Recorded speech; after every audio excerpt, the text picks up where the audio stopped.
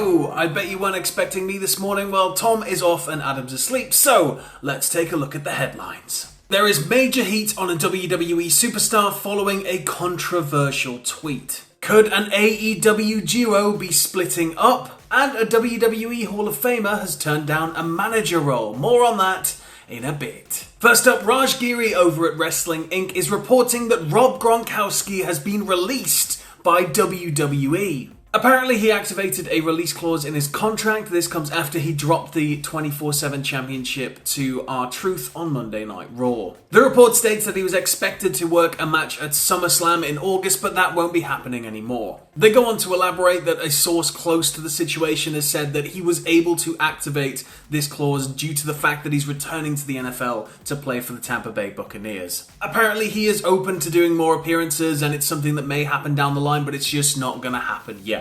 And it's also worth noting that apparently there's also a non-compete clause in the contract, which means that Gronk, even if he wanted to, couldn't go and work somewhere else, like wrestling-wise. And just as an aside, yes, the title is back with R-Truth. He snuck onto Gronkowski property posing as a gardener, rolled him up, and got the pin. R-Truth is the champion once again. However, despite the fact he's done nothing with it, this does make Gronk the longest reigning 24/7 champion in WWE history, probably just because he's got security guards around him 24/7, because he's Gronk. But yeah, he holds the record, 67 days. WWE has launched a free tier, that's right, free, absolutely free, of the WWE Network. It has 15,000 titles on it that you can just sign up for, don't pay anything, and watch. So I'm just going to read off some of the stuff that is available on the free tier of the WWE Network. We have all new Raw Talk, which relaunched last night, hosted by Samoa Joe and Charlie Caruso. We have WWE Original Series like Monday Night War, Ride Along, Table for Three, Photo Shoot, and Story Time. We've got recent episodes of Raw, SmackDown, and NXT, which is usually like a 1 month delay from when they aired on TV. And we have select historical things like pay-per-views, NXT takeovers, and other programs like the Best of WWE and The Bump.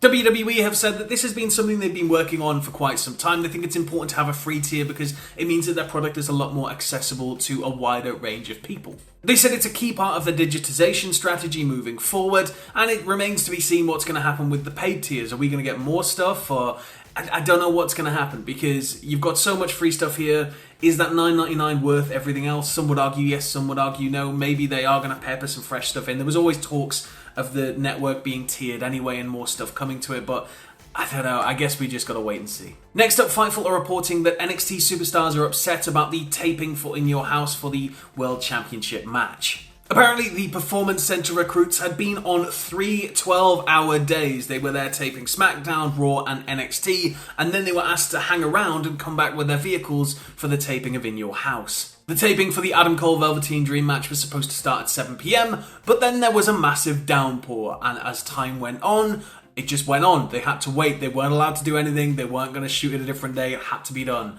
So by the time the rain cleared up and they could shoot the match, it was midnight. I get it that in these times everybody's digging deep and the company has to hope that its staff are going to go above and beyond in order to keep bringing the entertainment to the public, because we're in very trying times. It's quite scary with the pandemic. We can't have big open groups at shows anymore, things like that. So you need these people there to build an atmosphere, but 3 back-breaking days of not sitting down at all while they're taping, and then to be told to come back for 7, and then to just hang on, like, that's just...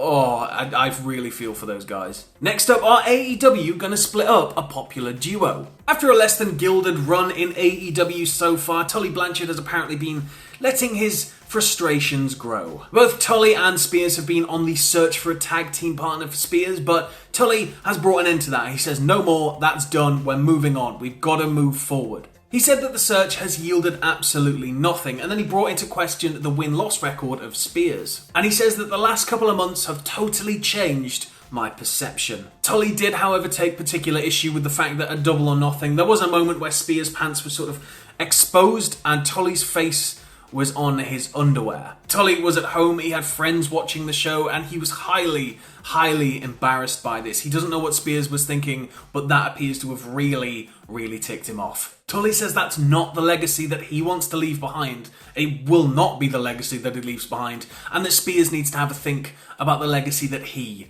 wants to leave behind. Tully is a former horseman. He's well versed in treachery, but is that treachery still there? Is it going to come back And is it going to bite his protege on the bum? I guess we're going to find out. Last night before Raw, Dominik Dijakovic made his plans clear. He tweeted out a picture of the United States Championship. I think him and Apollo Crews could have a really fun little rivalry, but whether WWE actually decides to go in that direction remains to be seen. On last night's Raw, Crews continued his ongoing rivalry with Angel Garza and Andrade as they interrupted his US title defense against Kevin Owens. The pair of them swiftly teamed up to take them down, but then how is Dijakovic going to factor into this if this is the program we're going to get? Dijakovic is going to be a huge asset to Raw. The guy is just amazing. He really is. I really hope all the best in the world for him. And a US title run could be the thing that makes him. He's this big Dolph Lundgren-esque villain.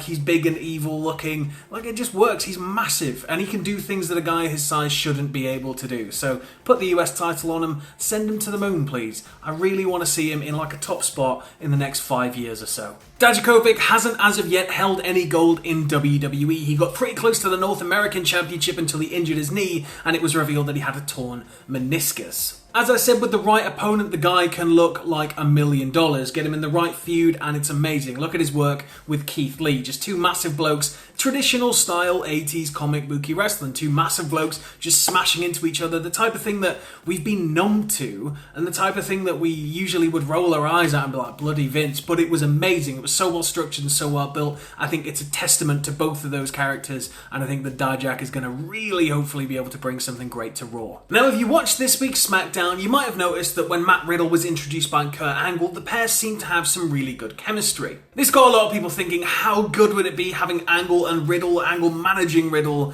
It could yield some really, really fantastic content, but apparently it's unfortunately not to be. It was a one-off. Angle told CBR that he was actually offered the chance to manage Riddle, but he turned it down. I've got a quote from Angle here. He said that, "I think Matt Riddle is going to be one of the faces of the WWE. He has all the ability, his personality's great. At first it's a little odd, but once you get to know him, he's very likeable." He went on to say, and that's what he's going to get from the fans. They're going to love this kid, and he proves it in the ring. He's phenomenal in the ring, there's no doubt about that. His whole bro gimmick thing works well, and he's going to do extremely well, and WWE offered me the chance to manage him, but unfortunately I turned it down due to a few different reasons. I would have loved to have managed him, but it's just not the right time. Could you imagine how good it would be?